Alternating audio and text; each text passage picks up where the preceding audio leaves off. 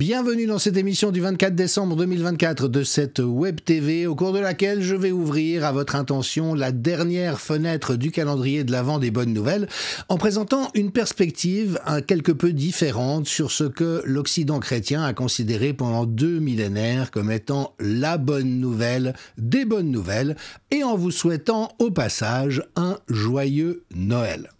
En m'intéressant et en nous invitant à nous intéresser au passage à comment et pourquoi on en est venu à faire un tel problème de cette célébration.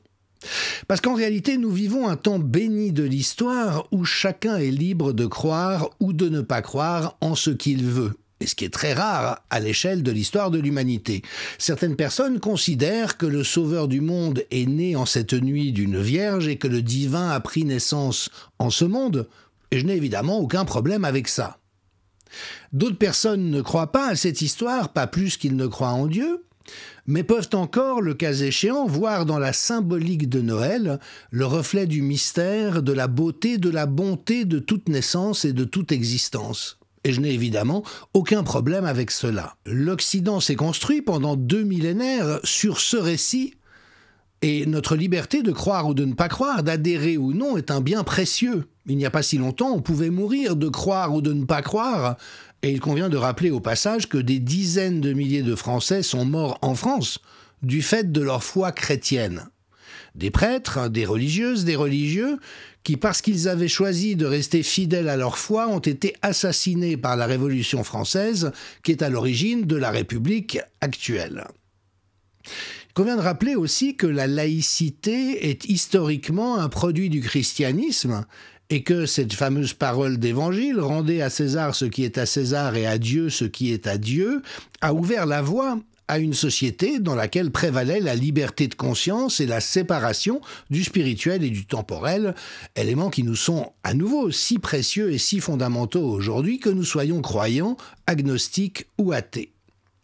Rappelons également que le christianisme a été à l'origine, à la fondation d'expressions de beauté et de bonté et de civilisation remarquables, d'une élévation spirituelle, mais également de valeurs de civilisation comme la dignité intrinsèque de chaque personne, quelle que soit son origine, son identité et ses croyances. Bien sûr, la religion chrétienne a eu ses dérapages et ses travers, comme ce fut le cas de tous les systèmes de croyances et de toutes les idéologies à travers l'histoire. Faut-il rappeler une nouvelle fois au passage les horreurs de la Révolution française? On a quand même fait des pantalons en peau d'être humain, on a fait fondre des femmes pour récupérer leur graisse qu'on a envoyée dans les hôpitaux. Et est-il vraiment nécessaire à ce stade que les uns et les autres continuent à se jeter au visage les horreurs commises dans un camp ou dans l'autre? Ou pouvons-nous chercher à grandir dans ce constat que tous les systèmes de croyance sont honorables dès lors qu'ils respectent la dignité de chacun et s'enracinent dans cette fameuse règle d'or « Ne fais pas à autrui ce que tu voudrais pas qu'on te fasse » ou « Traite autrui comme tu souhaiterais toi-même être traité ».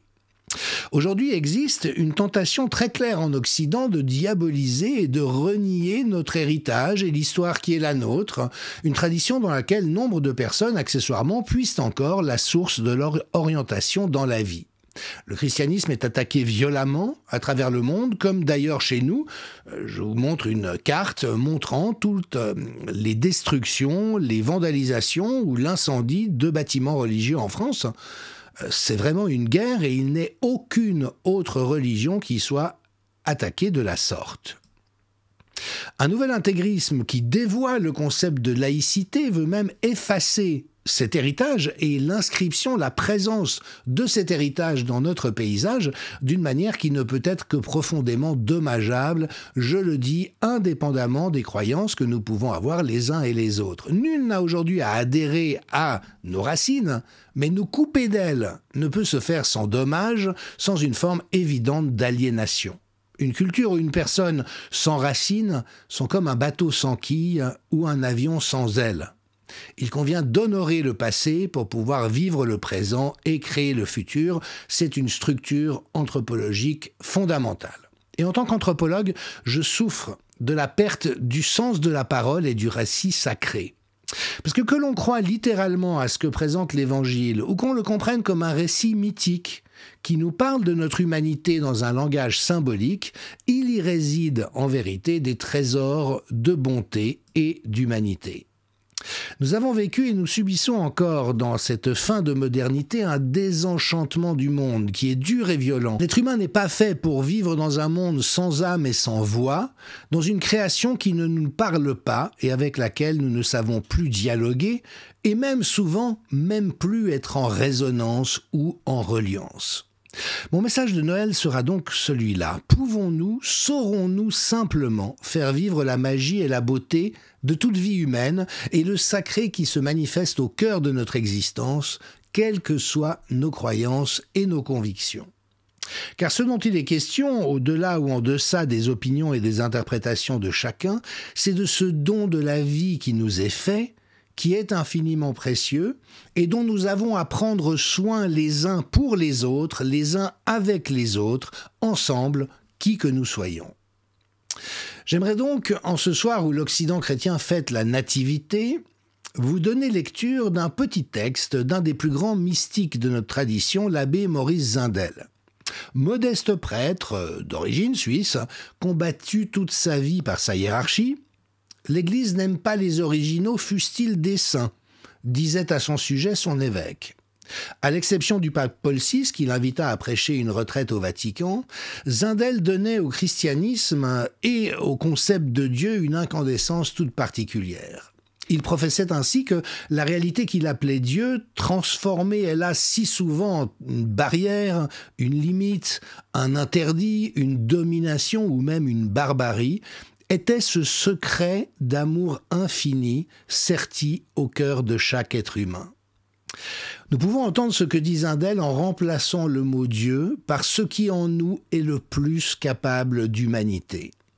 Et c'est ma conviction que les mots que je vais vous lire puissent résonner en chacun, croyant ou non, si on sait prendre le mot Dieu avec quelque chose qui évite les écueils de l'adhésion ou du rejet a priori. Voilà ce que Zindel disait de la nuit de Noël. La nuit de Noël, Dieu vient naître parmi nous. Dieu cherche à naître en nous. Il se peut que le grand problème de notre vie ne soit pas tellement de vivre, mais finalement de naître.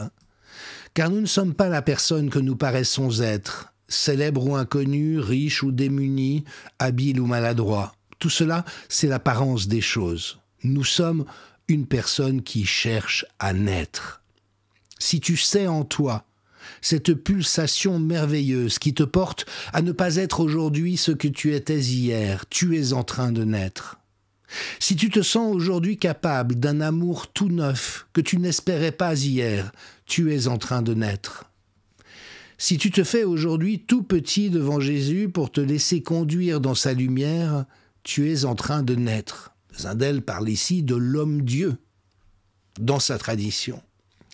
Sois sûr que la plus grande chose de la vie, ce n'est pas de vivre, c'est de naître constamment pour ne pas être vieux.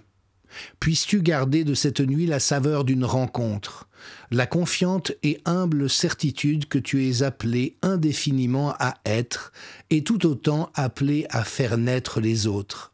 Et voici qu'inlassablement, Noël après Noël, jour après jour, Dieu frappe à ta porte et te demande à naître en toi. Cette part en nous la plus capable d'humanité, de bonté, de beauté, elle frappe jour après jour pour que nous nous ouvrions la porte. Je vous souhaite donc un très joyeux Noël et avec une pensée pour terminer pour tous les enfants de Gaza et de tous les Gaza qui malheureusement se déroulent au moment même où je vous parle à travers le monde et avec ce dessin de presse poignant qui résume si bien l'enjeu de notre humanité.